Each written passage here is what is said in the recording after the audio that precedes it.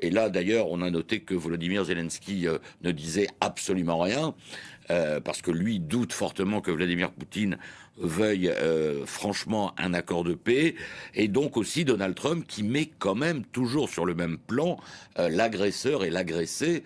Donc ça qui est toujours un peu embêtant tout de même, et qui rappelle que, finalement, oui, les Russes frappent lourdement l'Ukraine. Alors, il a salué dans l'extrait qu'on a entendu le courage du peuple ukrainien, mais aussi que les Ukrainiens frappent aussi des raffineries de pétrole russes, des sites énergétiques russes. Donc, on voit que la partie s'annonce quand même compliqué pour Volodymyr Zelensky. C'est une réunion très importante pour les Ukrainiens qui avaient demandé à ce qu'il y ait cette réunion. Effectivement, vous l'avez dit, on est très loin de ce qui se passait le 28 février dernier. Il y a eu plusieurs réunions entre Zelensky et Trump, et à chaque fois, ça se passait mieux.